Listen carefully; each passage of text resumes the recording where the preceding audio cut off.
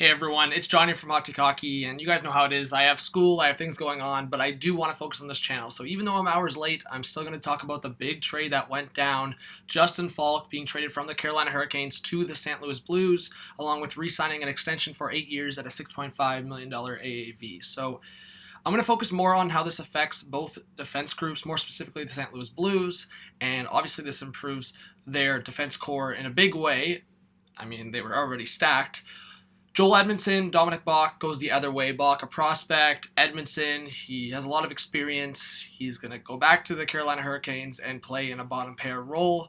So the Carolina Hurricanes, just to kind of quickly say, you get Jake Gardiner, so now you have a top four of Brett Pesce, Jake Gardiner, and then on your top pairing, ideally would be Dougie Hamilton and Jacob Slavin. So I think that's going to be your top four. Edmondson's going to fall on the bottom pair, probably to start with a guy like Hayden Fleury. This makes it possibly more difficult for Jake Bean, and then obviously Trevor Van Riemsdyk does have an injury. And then I want to focus more on the St. Louis Blues. So the Blues, it's crazy. Carl Gunnarsson, Pietrangelo, Vince Dunn, Colton Parayko, Bouwmeester with Faulk. And I think that's absolutely insane, especially on that right side, Pietrangelo, Parayko, Faulk. You obviously have to re-sign Pietrangelo, so that is concern.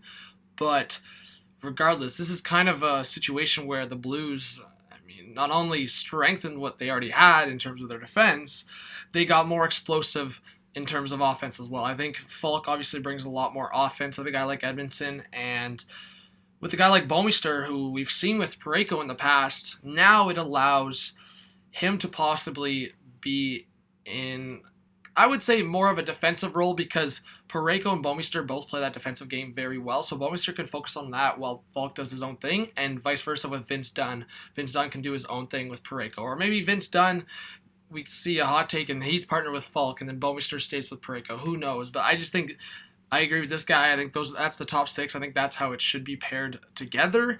And obviously, Craig Berube's going to have a tough time balancing the minutes for this defense group, because I would say at least 5 of these 6 defensemen here are top 4 defensemen on most teams, which is absolutely insane. Even for a guy like Vince Dunn, he was on one of my most underrated players in the NHL, and I very much believe that. And I think for Vince Dunn, he's going to keep getting better, and that's that's absurd. That's an insane top 6 defense group for the St. Louis Blues. So let me know what you think. I think this, in a different sense, improves the Carolina Hurricanes, because, they get a prospect in Bach who's very underrated. He was drafted in the first round in 2018, and draft picks were exchanged as well. But you get Edmondson, who's more of a bottom pair guy or a second pair guy, versus Faulk, who should be a top 2, top 3 defenseman, but he was a pending UFA. So the Carolina Hurricanes, they cash in on a pending UFA, and the St. Louis Blues acquire him and re-sign him long term. So